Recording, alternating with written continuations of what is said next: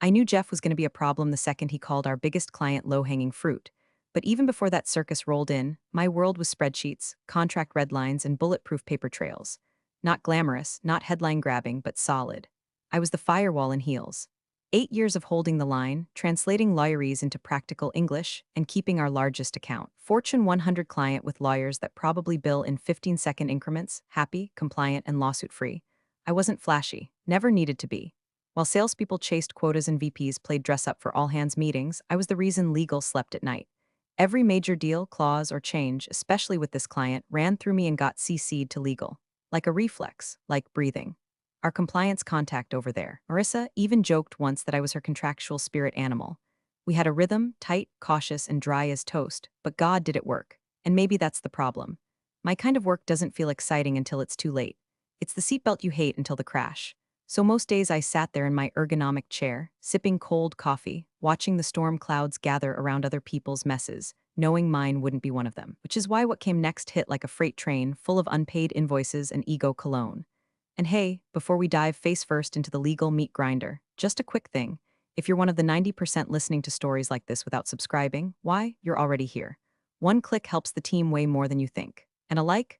That's like a virtual espresso shot for our editor who hasn't slept since Tuesday. All right, back to the paperwork massacre, so here's how it worked. When sales cooked up some new strategic pivot, I was the one who quietly asked, have we looped legal in?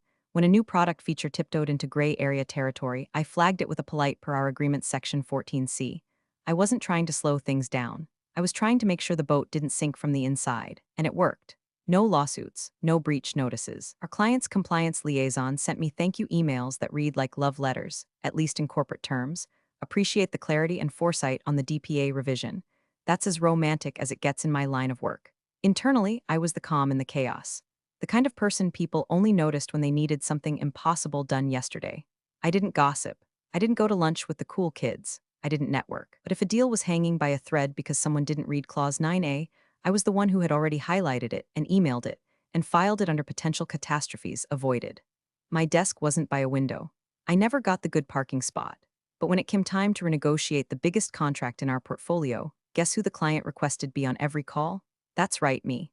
Not the VP of Revenue. Not some swaggering director with a buzzword addiction. Me. For a brief, stupid moment, I thought that mattered. Then Jeff showed up. Fresh from whatever consulting clown college teaches you to say synergy with a straight face. He wore loafers with no socks and talked like LinkedIn had come to life and done a line of coke off a Gantt chart.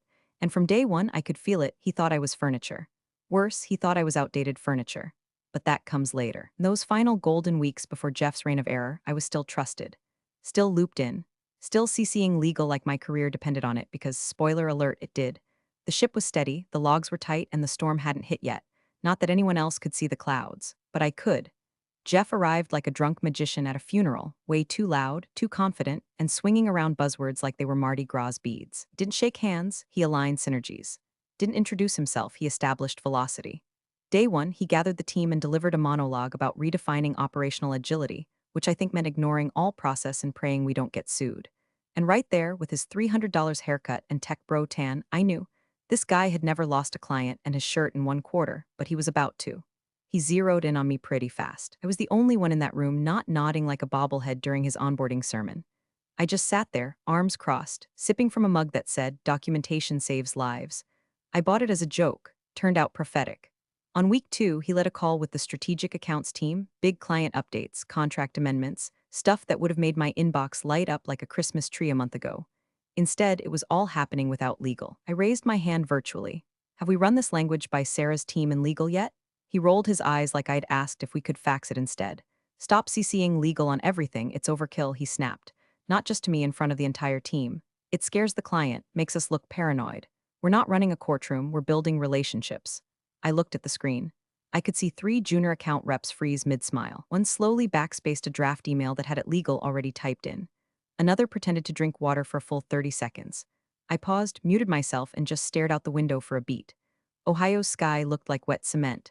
Then I unmuted, smiled, and said understood. That was it. No fight. No protest. I knew a hill when it wasn't worth dying on, especially in front of a guy who thought policies were optional and NDAs were buzzkills. But make no mistake, I felt it. That invisible tilt in the room when someone rearranges the furniture and doesn't warn you. I wasn't scared. I wasn't angry. I was something else. A low hum behind the ribs, a warning from the bones.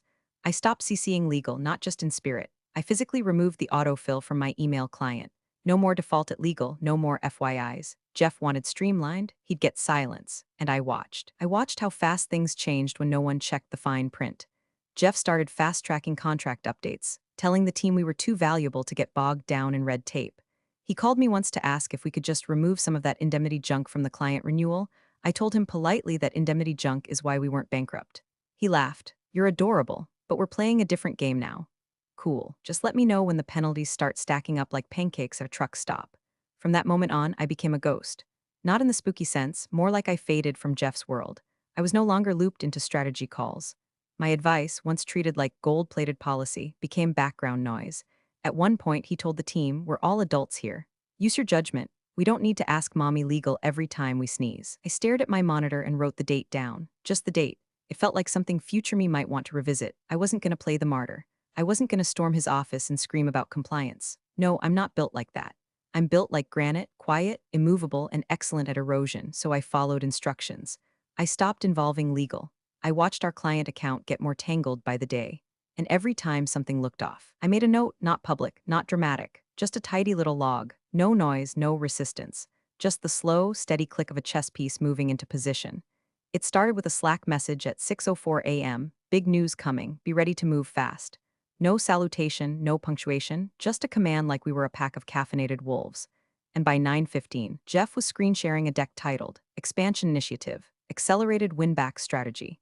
It had animated bullet points, confetti gifs, and at least one slide with a fist bump emoji. I swear on every red line I've ever tracked. The plan? Push a rapid expansion with our largest client, double the user volume, roll out new data capabilities, ignore the original timelines, and get them signed by Friday. Never mind that the contract limited scale-outs without pre-approved security audits and strict localization protocols for their EU data. Jeff called those legacy bottlenecks. I called them landmines with timestamps. Sales drank the Kool-Aid like it was bottom-shelf tequila. Jeff promised bonuses, fast-track promotions, even hinted at an off-site in Cancun. By lunch, he had the team high on velocity and allergic to due diligence. Our client's rep sent over a draft amendment at 2:37 p.m. Jeff replied within 10 minutes, looks good, let's move. No need to nitpick. We're aligned. He never ran it through legal. Never even sent it to me. I wasn't even in the loop until I overheard one of the junior reps in the break room whispering, do you think we'll get in trouble if we skip the privacy appendix? Jeff said the client's chill about it. That's when the temperature in my skull dropped to sub-zero.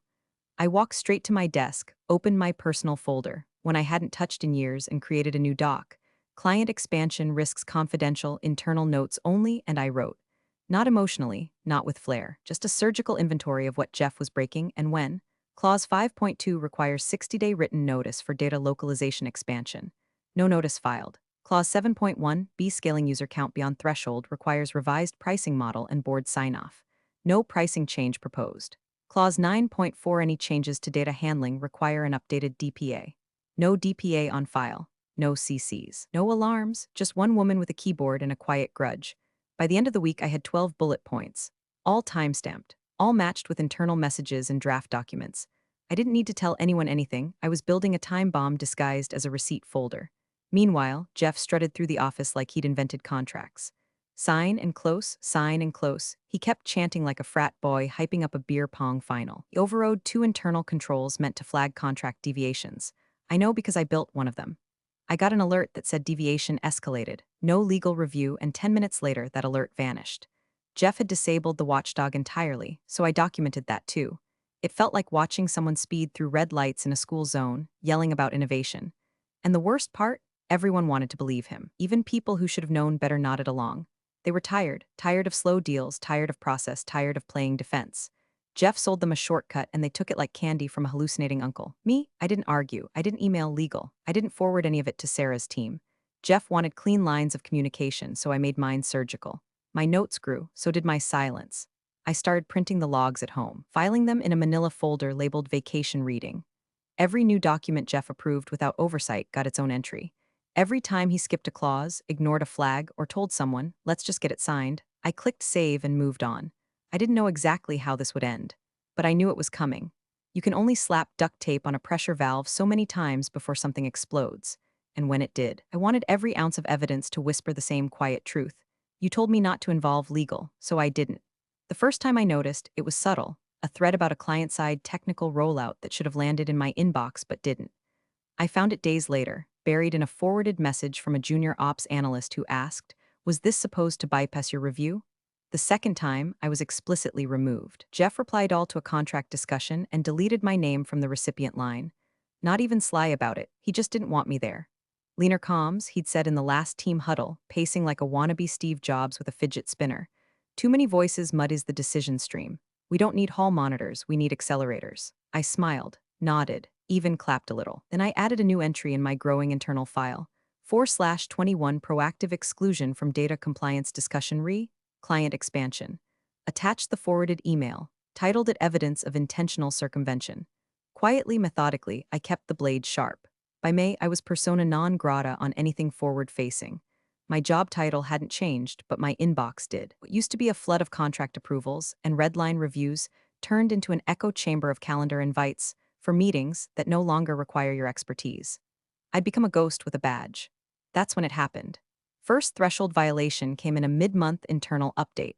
The client's data environment had quietly moved to a regional cloud zone in Frankfurt, a location not listed in the original DPA. According to Clause 6.3 of the agreement, any change in data geography required a formal DPA amendment and client-side notification. Neither had occurred. The second violation came exactly 6 days later, an internal slide deck proudly proclaiming user base expansion, plus 112% since March. That might have made Jeff a hero on LinkedIn, but I knew what Clause 7.1 said. User volume above 50% expansion required a renegotiated pricing structure and board-level review. No new pricing. No board review. No alarms, except mine. I sat at my desk, 3-ring binder open, pen tapping against my notes, and stared at that slide like it was a signed confession. Then I did something I hadn't done since Jeff's little overkill speech. I sent a formal warning. Just one, just enough to keep the record whole. Jeff, VP Strategic Accounts, CC. Tanya, Ops Lead Subject. Expansion Compliance Review. Hi Jeff, noting recent developments regarding user growth and data zone migration, I want to flag 2 items that intersect with our existing contractual obligations under Agreement 2021Q3A. Specifically, Clause 6.3 requires client-side DPA amendment for data localization shifts. Clause 7.1 requires renegotiated pricing for usage over 50% baseline. We should consider pausing additional deployments until legal can advise. Let me know if you'd like me to draft a review packet. Best my name it wasn't a grenade. It was a whisper in a vault, but it existed. One immutable mark in the timeline. Jeff never replied. Tanya acknowledged receipt with a cold, corporate thanks noted. I saved the thread, PDF'd it, added it to the growing archive labeled Final Season, Jeff's Greatest Hits. Every day after that, the walls got tighter. Jeff praised self-starters who didn't wait for legal babysitting. I became the office paperweight, polite smiles, fewer invites, more thanks, but we've got it. My role wasn't just being trimmed, it was being surgically erased. And still, I wrote, every Slack thread that mentioned speed over red tape. Every contract pushed without a compliance check. Every instance where I was looped out, cut off, ignored. It went in the file. They could erase me from the calendar, strip me from CC lines, redefine my role until it was hollow. But they couldn't erase the audit trail I was building with monastic precision. No fireworks, no tantrums. Just the steady, quiet ritual of someone who's been through this dance before. You don't need to raise your voice when you're holding receipts. You just wait for the echo to reach the boardroom. The ping came in at 8:07 a.m. Calendar invite, 15 minutes subject line, restructure alignment, talent optimization. That's the kind of phrase they cook up in a glass boardroom over cold brew and cowardice. I clicked accept. I already knew. I'd seen this slow guillotine before, except this time I wasn't standing under it. I'd already stepped aside and started measuring its trajectory. 10 minutes later, through the paper-thin glass of the HR conference room, I could hear Jeff's laugh echoing like a drunk karaoke cover of Success. He was on a call, celebrating, and not just with anyone. With the client's VP, my contact, my counterpart, the one who used to email me directly for clarification on every compliance change. This is what agile looks like, Jeff boomed through the wall. Clean comms, fast deployment, no drag from outdated process. I stared at my inbox, blinking slowly. There it was. The HR confirmation, as discussed, your role will be sunset as part of a strategic realignment initiative focused on forward momentum. Sunset, like I was a screensaver or a pharmaceutical side effect. My last day would be 2 weeks out. No retention offer, no handoff, just vanish politely.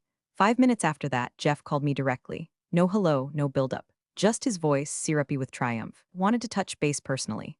Look, this isn't about performance. You've been great, solid, but we're shifting to a faster lane and we need people who can move. That last word hung in the air like bad cologne. I said nothing for full 3 seconds, just breathed in and let the room chill. Then understood. I'll initiate the wrap-up protocol. You're a pro, he said. Knew you'd get it. Appreciate you keeping this clean. Clean. That word twisted in my throat like a fishhook. I spent the rest of the day clearing files, exporting what I needed, just what was mine, just what was relevant, and backing up the logs I'd been quietly building for months. Everything stayed inside the lines. Nothing sent externally, no leaks, no drama, but my final entry was a thing of beauty. I opened a blank draft, addressed it to one internal alias only, compliance board at company name. Not legal, not Jeff, just the board's shadow inbox, one we were told to use for high-risk compliance concerns. It wasn't flashy. It didn't trigger alerts, but it got archived, it got read. Eventually. The subject line was simple: contractual risk indicator strategic accounts expansion. Inside, I attached a summary of the infractions, date-stamped, clause-tagged, cross-referenced. I didn't editorialize. I didn't predict doom. I just laid the bricks. 12 pages of noted concern, written with the tone of someone folding a flag. And then I waited. I didn't cry. I didn't scream. I didn't even tell my partner that night. I came home, opened a beer, and watched the rain chew the edge of the porch. Somewhere in the dark, I felt the anger circling, but I didn't let it in. Not yet, because something colder had taken its place. Not rage, not grief. Readiness. Jeff thought he'd won. He was strutting through the company like a rooster on espresso, slapping backs, getting praise for numbers that hadn't hit yet. He had the client's VP eating out of his hand temporarily. No one was asking where the backup documentation was. No one was digging into Clause 7.1b or the DPA deviation on Frankfurt. But I knew they would, because these things always come due. Compliance doesn't yell. It whispers and then it swings. And when it did, my name would be in the file, not as a mistake, not as the forgotten voice, but as the one who warned them. It was a Thursday when Tanya messaged me, not from her company email, but from her personal Gmail. Subject line: holy shit. No greeting, no pleasantries, just a screenshot. At the top, the client's legal department logo. At the bottom, 4 bolded words: formal breach of contract. She didn't even write a message. Just the screenshot, like she was holding up a bloodied knife she didn't remember picking up. I read it 3 times, slowly. The air around me felt thinner with each pass. Breach grounds listed: failure to submit revised DPA upon infrastructure migration, unauthorized user expansion exceeding contractual volume limits, material changes enacted without formal amendment or legal approval.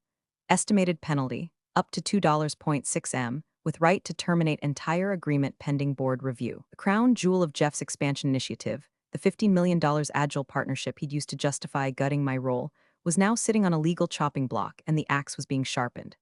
I didn't reply to Tanya's email. What was I gonna say? Told you so? You looped me out?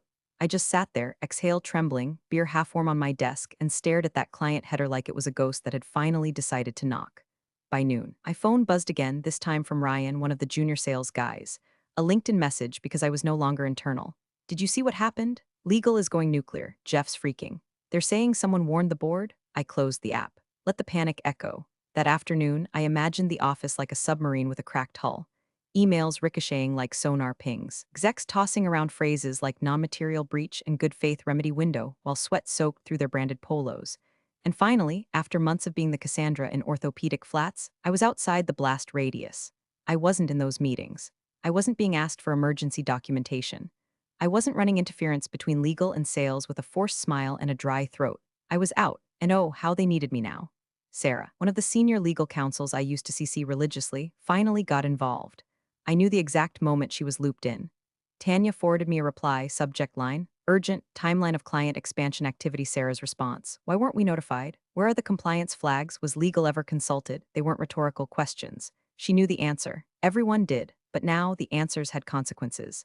I pictured Jeff in that meeting, face tight, collar damp, trying to spin phrases like lean innovation into legal defense.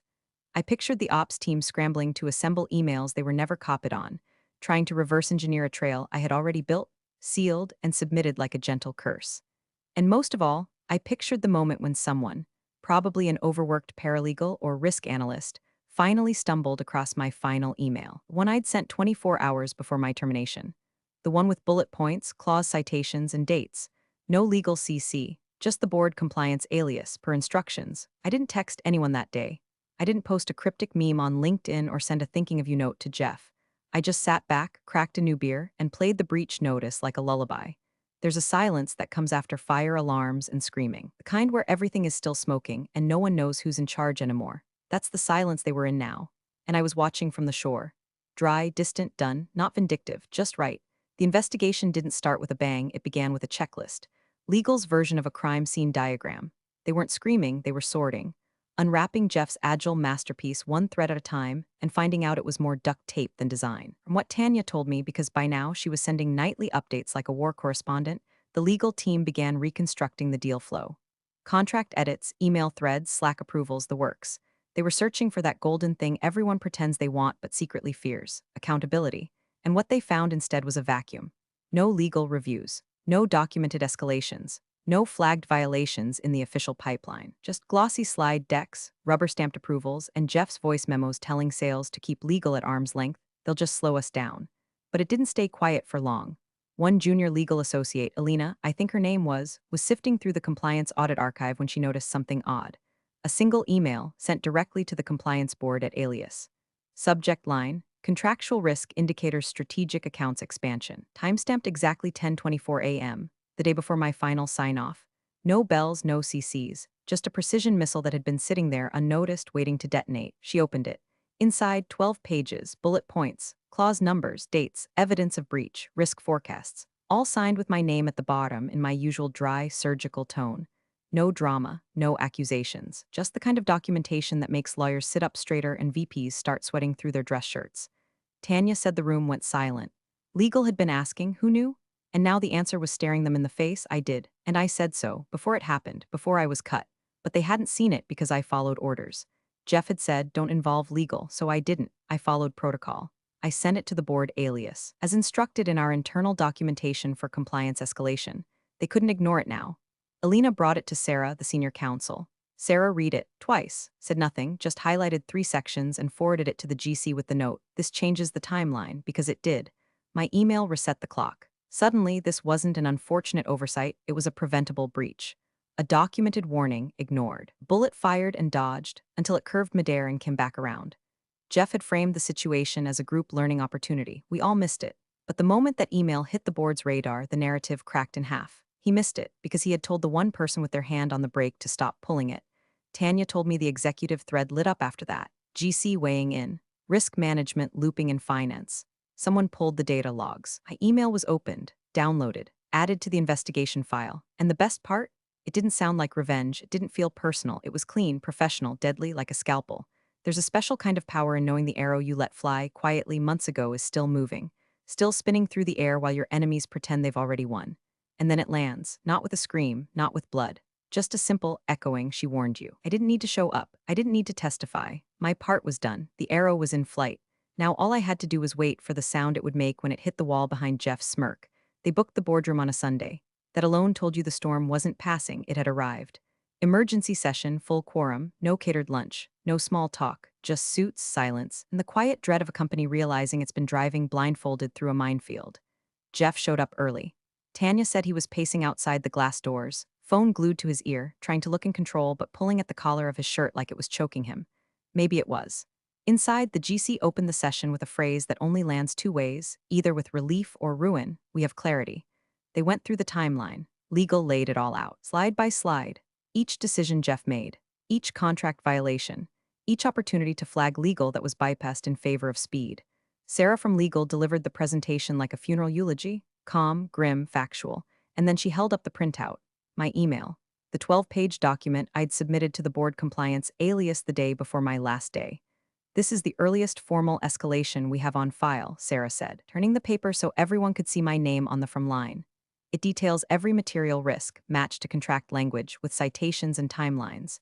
She paused, then added, she followed instructions. Legal was removed from communication.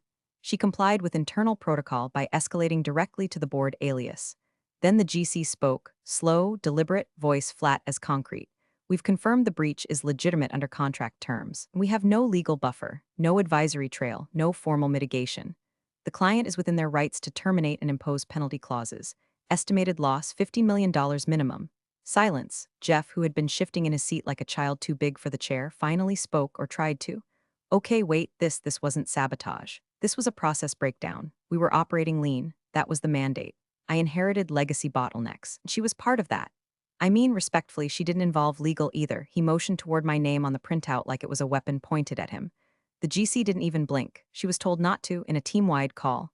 Multiple witnesses confirmed. She adjusted behavior per that directive, and she still flagged the risks internally using the designated channel, which, again, you requested legal be removed from. Sarah followed up. Voice like steel under silk. You don't get to amputate your brakes and then blame the driver when the car crashes. Another silence. This one heavier. Someone on the board cleared their throat, but no one spoke. Tanya said Jeff's face had gone the color of dishwater.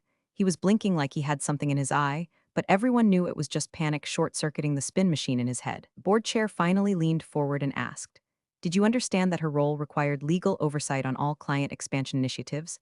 Jeff nodded. "Yes, but did you remove that function?" A longer pause, then a nod, smaller. "Yes, then this breach is yours." There was no argument after that, just rustling papers, someone coughing, the sound of power shifting chairs. The arrow had landed. But the damage, still spreading. The air in the boardroom wasn't just tense. It was thick, thick like molasses, made of dread and dotted with the faint smell of Jeff's desperation. Tanya said you could hear the hum of the projector louder than anyone breathing. Every eye was fixed on the screen at the end of the long oak table, where a single email glowed in white light. From my name to Compliance Board at Company Subject. Contractual Risk Indicator Strategic Accounts Expansion Date. The day before I was terminated CC. None that last part. That empty CC line? It may as well have been a gravestone. The board chair leaned forward, elbows on the table, voice low but sharp enough to slice marble. "You told her not to involve legal." Jeff tried to smile. A twitch really, more like a facial glitch. Well, yes, but look, the point was to streamline, not to, nobody expected." The lawyer cut him off. "Calm, precise, lethal. Then you assumed the legal burden and lost us $15 million. Jeff blinked twice. No comeback, no corporate speak. Just his mouth hanging open like a car alarm that didn't know it was broken. Sarah turned to the board and continued. This was not a misunderstanding. This was a willful removal of standard legal process. The subject of that removal, she nodded toward my name, acted within protocol. She warned you. She documented risk. She did everything short of setting the fire alarm off in the parking lot. Tanya said no one moved. No one spoke. You don't interrupt when the guillotine drops. Jeff reached for his water like it might save him. His hands were shaking. The glass clinked against the table, echoed louder than his last defense. I didn't think it would escalate. The GC didn't even turn to him. Just addressed the board. There is no ambiguity here. This wasn't a systemic issue. This was one man dismantling a safety protocol because he thought process was beneath him. This breach and its financial consequences are isolated and traceable. The documentation is unambiguous. And then, as if choreographed by some divine sense of irony, the projector auto-refreshed and reloaded the email. The whole thing, my name, the timestamp, every bullet point, every clause reference, all of it hanging above Jeff like scripture. He sat back, slumped, pale as drywall. His forehead glistened. His fingers tapped nervously against his slacks. The back of his neck had gone blotchy red. Tanya said he looked like he wanted to evaporate, but there was nowhere to go. The final silence lasted nearly a full minute. Then the board chair closed his folder, stood, and said to no one in particular, "Let the record reflect, we were warned." That was it. No yelling, no slammed fists, no dramatic exits, just silence, broken only by the soft click of laptops closing and chairs sliding back across the floor. As the room emptied, Jeff sat there, alone, staring at the screen, my name still glowing like the last match in a blackout. No CCs, no legal, just consequences. Big thanks for watching, you sneaky seniors. Subscribe to keep the coffee pot brewing revenge. Your ex-colleagues won't know what hit 'em.